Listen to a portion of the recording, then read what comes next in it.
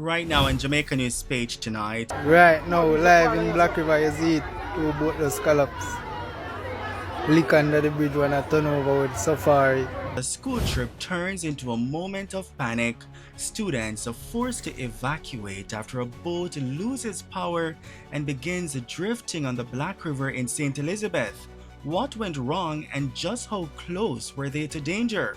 Also developing tonight, One lady overseas where her cousin told she called me like 4 o'clock and say, but when I answer the phone, she say, oh, you don't know neither. I say, no, and she say, I hear what happened. I say, no, ma'am, what happened? And she say, and I hear that then cut off your girl and go in and kill Katie and Rocky. a deadly home invasion in Farm District, Manchester, leaves a couple dead. What are investigators revealing tonight? And a shocking family tragedy.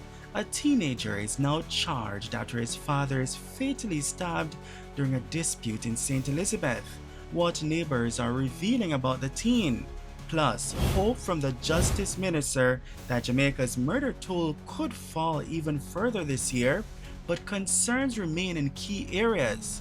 And there's good news tonight, a love story years in the making. What started as a simple business connection in downtown Kingston blossoms into something far deeper.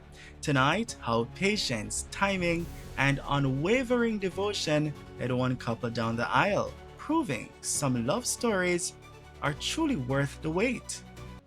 Welcome back to Jamaica News Page tonight, news that keeps you connected to what's happening across Jamaica, and we're powered by viewers just like you.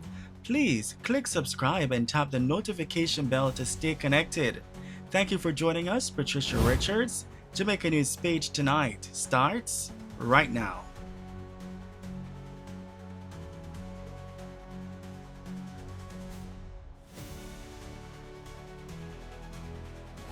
We begin tonight in Manchester, where a quiet community in the Farm District in the south has been left in shock following a deadly home invasion early Saturday morning. The deceased have been identified as bar operators Kadeen Isaacs and Ruhan Bernard, otherwise called Rocky. One lady overseas where her cousin told she called me like 4 o'clock and say, but when I answer the phone, she say, oh, you don't know neither. I say, no, and she say, I hear what happened. I say, no, ma'am, what happened? And she say, and I hear that then cut off your girl and go in and kill Katie and Rocky. According to investigators, the attack unfolded sometime between 2 a.m. and 3 a.m.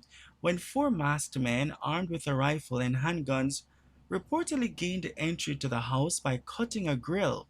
The gunmen then moved to a section of the house where Miss Isaacs' daughter was sleeping with her two young children. She was reportedly confronted and ordered to hand over money and other valuables, which she did. The intruders then made their way to another section of the house where the couple was located, demanding that they open their door. However, they reportedly refused. The daughter and her children were reportedly instructed to leave the house moments before gunfire erupted.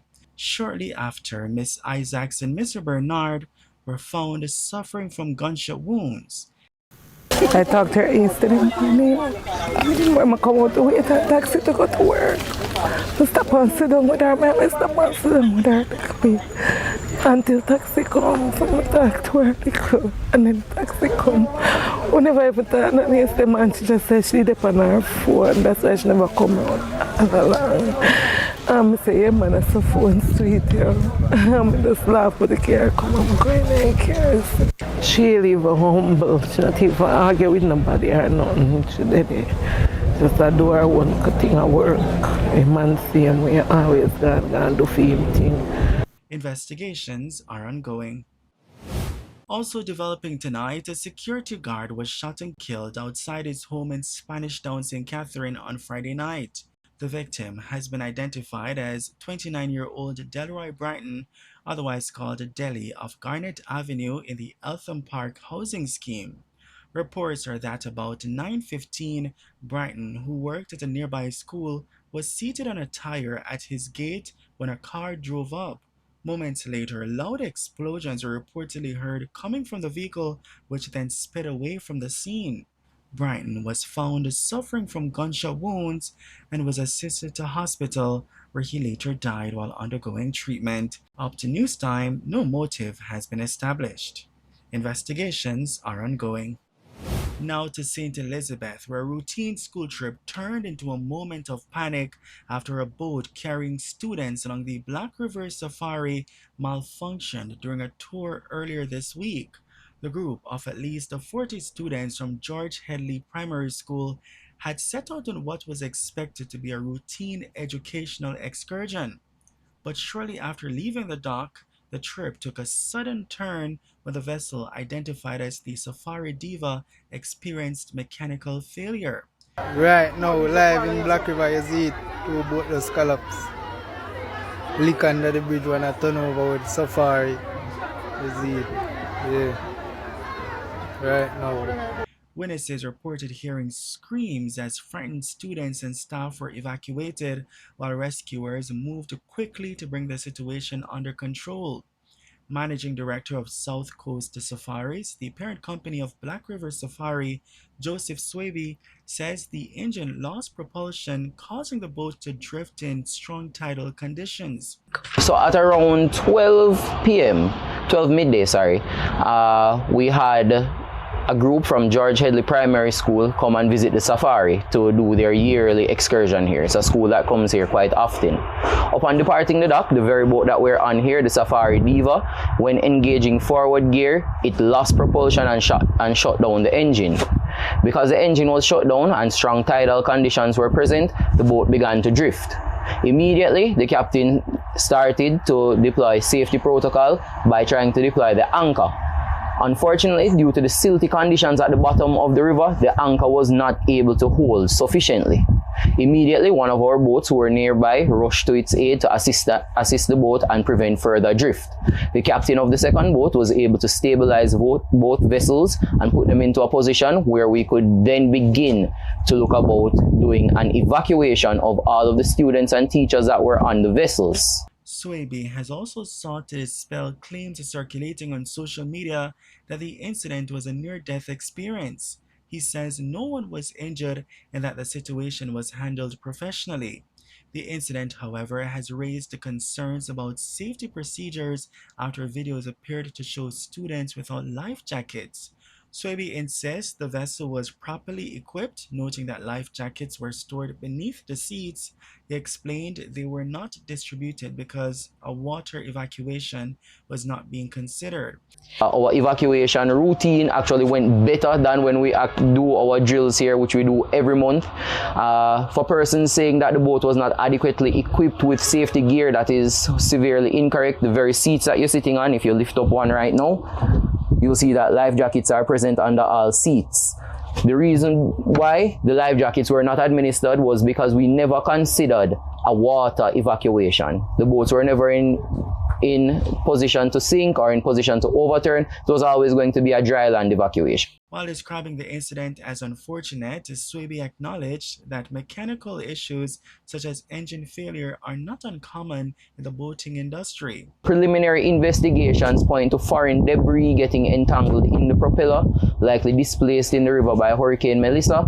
So it was an unavoidable issue. However, I would like to continue and give my thanks to the community members and the entire team here at the safari, including myself, who was here in the recovery efforts. In the meantime, principal of George Headley Primary School, Arthur Willie, has confirmed that all students were accounted for and no injuries were reported. Now to a Jamaica News Page follow-up. A 19-year-old man has been charged following the fatal stabbing of his father in Mountainside, St. Elizabeth on Tuesday, April 28. Dead is 53-year-old farmer Gary Allwood. Mr. Allwood was reportedly stabbed multiple times inside his home by his son, who is said to be mentally challenged. Reports are that an argument developed between the two after the father reportedly instructed his son to take prescribed medication. Residents say the medication had recently been issued following medical consultations related to the teen's mental health condition. Residents also say the teenager had been struggling in recent times, with some pointing to noticeable changes in his behavior. On the day of the incident, the teen was reportedly using a pair of scissors to cut up marijuana when the confrontation escalated. He allegedly used the scissors to attack his father, stabbing him multiple times before later arming himself with a knife and continuing the assault. Residents raised an alarm and rushed to the house, where they found Mr. Allwood lying unresponsive. He was later pronounced dead. Also tonight, a 53-year-old Mason has been charged following the seizure of an illegal firearm and ammunition during a police operation in St. Andrew. Charged is Leon Watson, also known as Blacks, of Cambridge District, Woodford. Police report that about 10:30 p.m. on Friday, officers conducting operations in the area accosted and searched Watson, allegedly finding a 9mm pistol along with 15 rounds of ammunition concealed in his waistband. He has been charged with possession of a prohibited weapon and unauthorized possession of ammunition. The seizure brings to 10 the number of illegal firearms recovered by the St. Andrew North Police since the start of the year. Investigators are also searching for another suspect who reportedly fled during a previous operation, leaving behind a firearm. Up to news time, the suspect's demographic details have not been released.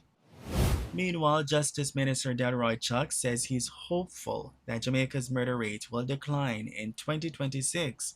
Speaking at the launch of a national policy initiative, Mr. Chuck expressed optimism that the country's murder tally could fall below 400 this year. We are really hoping, and it has been moving between 50 and 60 murders as we move from the beginning of the year. Certainly, we would want that by about the middle of May, we have 150 less murders than last year. In truth, we are really hoping and aiming that murders can be closer to 400. So far this year, as happened last year, in virtually all area divisions, there's a reduction in murders. In fact, this year, unfortunately, it's only in the middle of Jamaica at this time that there's an increase. That is between Manchester, St. Elizabeth, and Clarendon. Last year, there was a reduction, significant reduction in those three parishes. But in all the areas, there has been reduction except Area 3. There are probably about 7 murders more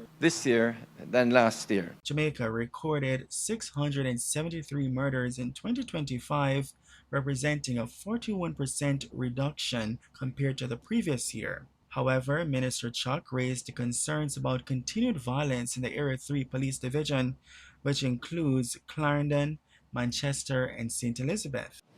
And finally tonight, a decade-long journey of patience, friendship, and quiet devotion led Giancarlo Tomlinson and Adriana Allen to the altar, proving that sometimes the best love stories take time to unfold. The two crossed paths in downtown Kingston in 2013, moving within the same professional circles. Giancarlo, a seafood vendor on Luke Lane, was immediately drawn to Adriana, who operated a restaurant along nearby Hayward Street. But while his interest was clear from the start, Adriana wasn't convinced. She says, "He always said he had feelings for me, but I wasn't interested, not until I started buying fish from him." End quote. What began as a simple business connection gradually evolved into a strong and lasting friendship. Over the years, their bond deepened beyond daily exchanges, especially as Giancarlo stood by Adriana during a difficult breakup, quietly laying the foundation for something more. That turning point came in October 2023 after returning from Canada. Giancarlo made his feelings unmistakably clear, admitting he had harbored a crush on Adriana for nearly 10 years. This time, his honesty sparked a shift, and their long-standing friendship soon blossomed into a romantic relationship. Adriana says, "My attraction to him only grew with every moment we spent together." End quote. By January 2024, they officially became a couple. Adriana realized that she had found her life partner during a family gathering in St. Anne. Though Giancarlo was visibly nervous, he quickly won over her relatives, including her grandmother, Miss Coral MacDonald Johnson, whose instant approval came as a surprise. Adriana adds, when my grandma said she loved him after just meeting him, I couldn't believe it. But that time with my family showed me just how real our connection was. End quote. In 2025, Giancarlo prepared to travel to Canada under the Farm Workers Program. He made his intentions clear before leaving. She says, he told me, I'm going away, but this is where I'm coming back to. We're going to build a life together. End quote. Distance did little to weaken their bond. In August 2025, Giancarlo proposed, reaffirming his commitment. She adds, he told me he would marry me when he returned and asked me to choose a ring. I was overwhelmed with happiness. Of course I said yes. End quote. On January 31, 2026, the couple said I do in an intimate ceremony at Bethel United Church of Jesus Christ in Kingston. A fitting start to a love story that proved truly worth the wait. Congratulations to both of you, and may your journey together be filled with lasting love, laughter, and of course countless beautiful moments in the years ahead. And that's the news on Jamaica News Page tonight, news that keeps you connected to what's happening across Jamaica, and we're powered by viewers just like you. Thank you for joining us, Patricia Richards, and also thank you for watching Jamaica News Page tonight. We'll see you in the comments, and be sure to like, share, and join us again for more news. From all of us here, good night.